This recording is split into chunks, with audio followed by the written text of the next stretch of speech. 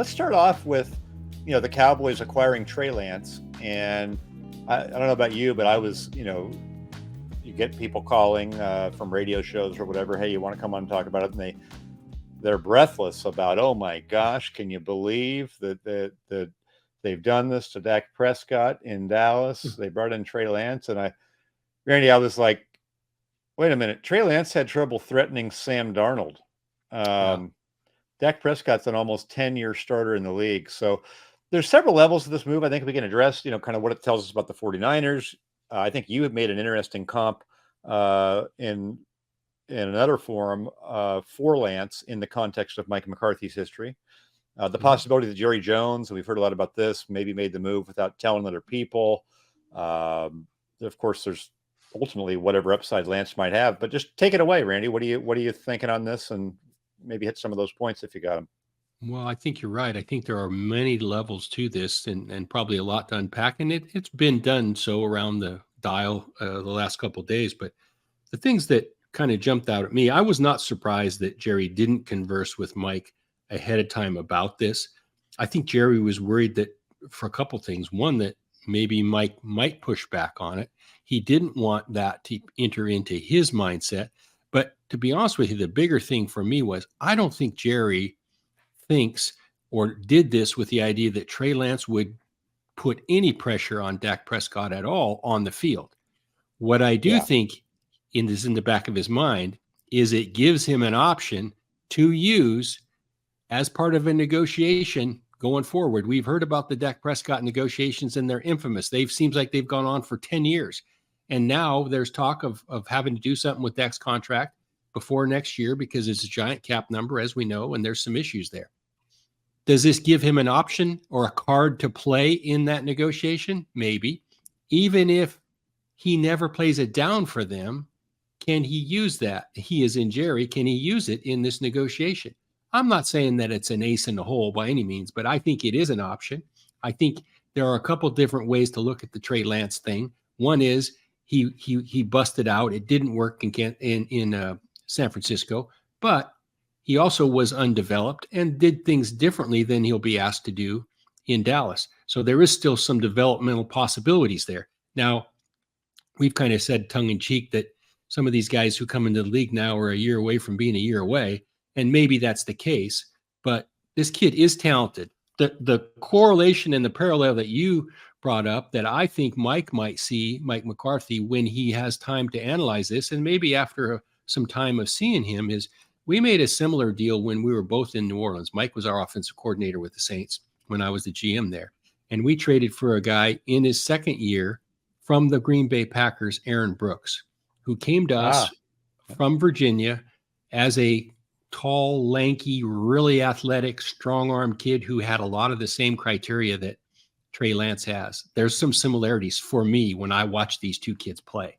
And so Aaron Brooks ended up being a really good player for us and played only because Jeff Blake broke his leg in like week 5, 6, 7 of our first year there. And Aaron Brooks came in and led us to the playoffs. Wouldn't it be something if Trey Lance does get an opportunity at some point here?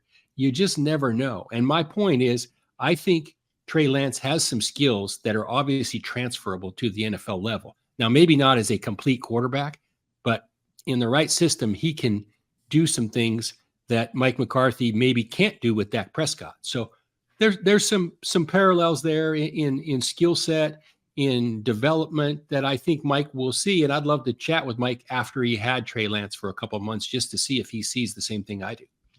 So as a GM, did you ever sign a quarterback for an offensive quarterback coaching head coach without telling him? No. Could you imagine not telling Mike Holmgren that, hey, Mike, we just signed a quarterback and actually we're going to make a trade for one. And, I just had to do it. I didn't have time to come talk to you about it. I know there's one guy who would come out of that room alive and it wouldn't be Jerry Jones. So no, that's right. But I also think that's really convenient because I could see that they actually maybe did talk, but by doing it this way, it really insulates Mike, who's close to Dak, and he's on the headset, and he wants what's best for Dak. He does not want a disruption of this, and he doesn't want to do anything that seems to be undermining his guy. Because I believe that Mike McCarthy respects Dak, and he Yes. thinks he can do really well. And so this lets them kind of do what you need to do for the team, which is always be looking, get a guy with some talent when the opportunity arises. We can debate whether they bailed out the 49ers or should have held out for a lower pick. All that stuff's fine. But, they got Dak Prescott for a 4th-round pick, I believe. Yeah. And now you add a guy who obviously has talent, and you do it in a manner that, hey, it wasn't me. Mike McCarthy's hands are clean. I'm focused on the season. So I'm fine with it. I hope that's really what happened, was that they did inform Mike, which I think you would with a quarterback. Because what if Mike was just like, look, I ain't coaching this, or maybe they already knew from their evals a couple of years ago that Mike liked him, Yeah, I guarantee you they've had this discussion at some point, and maybe not in the last week or so, or the day of, but yes. Yeah. So I thought that is an interesting one. One final question on this, Randy. It's easy to play armchair GM, second guessing, but the 49ers have taken a lot of criticism over this whole deal, rightfully so. Could they have handled this whole demise of Trey Lance in a more strategic manner to possibly get more in return for him, or no?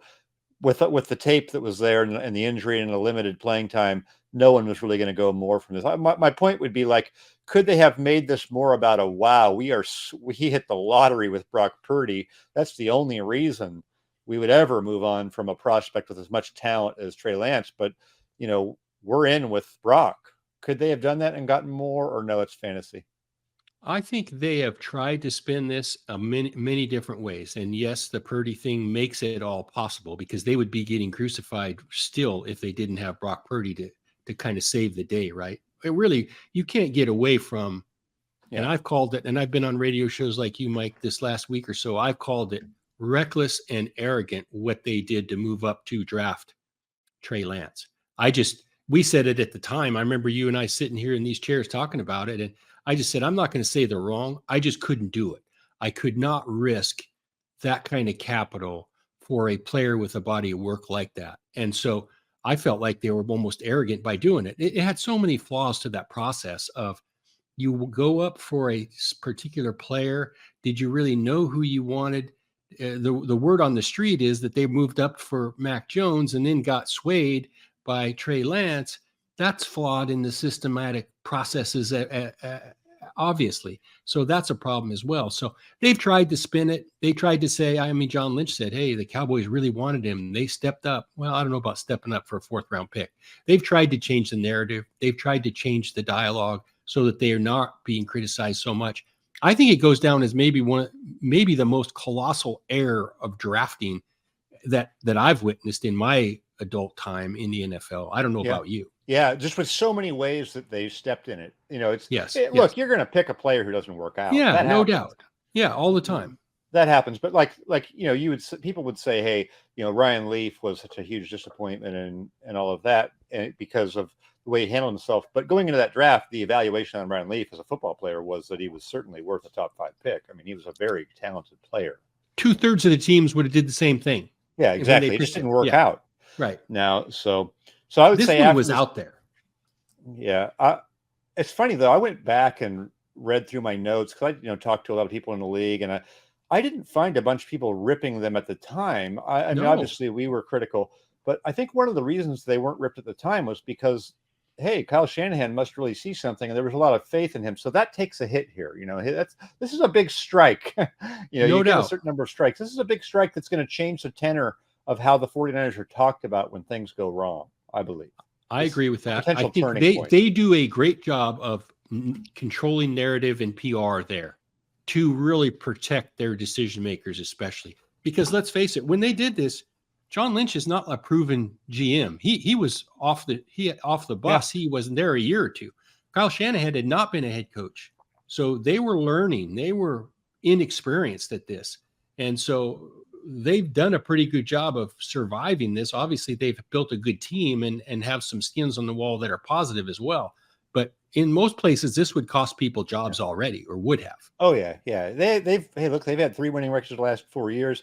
I think Lynch was probably got there in 17, so that he'd been there a few years, but like you said, not a seasoned evaluator. I'm just going to say this, Randy, I think you are still the leader in the clubhouse after this trade, getting the first round pick for Rick Meyer. I think getting a fourth for Trey Lance does not move you off the leaderboard. I think that's a great example of really getting max value for somebody who admittedly had played at a higher level than Trey Lance has and had played well a little bit. But that to me is the ultimate way to get something great for something that is diminished. And in this case, they just took whatever they could get, which was a fourth round lifeline from the Cowboys. And now we'll see. I guess the perplexing part for me is at the end of the day, would I rather have Trey Lance as my third, or do I have a fourth round pick that I can hang my hat on? I don't know that the fourth round pick does much to move the meter. Do we really like the third quarterback there? Who it's Allen? Is that who it is? Oh, well, they yes. Yeah. I mean, do we really like him that much more than Trey Lance to where we just want Trey Lance out of the building? Because really the fourth round pick doesn't do much for me. Well, yeah, you basically save a bunch of cash, though. Yeah, so, I understand that. So if you're saving millions of dollars, look, if you're telling the owner, hey, look, this guy is not in our plans, I'm sorry, it's not going to work here. If I'm the owner, I'm saying, why am I giving him $10 million? Let's get him out of here. We'll use that. Yeah, that's a good point. That's a good point. Yeah, I think the cash should be the primary consideration there. I will tell you that I got a sarcastic tweet. I got a sarcastic text from a longtime coach after this trade that the Cowboys made, and it said, "Do you think that Trey Lance is better than Will Grier?" So there's some opinions on Lance as a player. Let's be fair. Let's give him some time. I do think Mike McCarthy is an excellent quarterback coach, and I don't think that we have seen him in that role with Dallas yet, because he had to, he had Kellen Moore there. The system was a little different.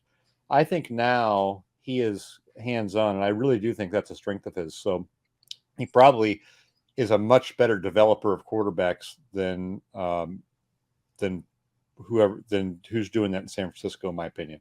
I agree 100%. I've worked with Mike. I've been with him.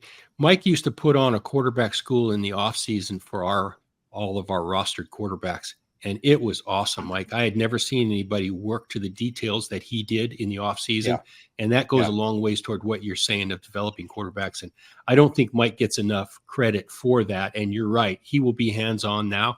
And I would say at some point, it's even going to favor Dak. It's even going to help Dak, because I think the things that he asks of these guys in the offseason is unlike any place I've ever been or been around. And I think it's only going to benefit these quarterbacks, whoever they are. Watch Dak's footwork and that type of stuff this year. I think that's going to be really key to watch. I think the best thing for Trey Lance is to not get out there right now, because Mike McCarthy's 100%. Not going to have he's not going to have 5 minutes to coach. To coach Trey Lance at this point. It's too late. So nothing can be evaluated on Trey Lance, in my opinion, fairly this year. He's going into a new system. It'd be a disaster if something happened to Dak for an eval at the end.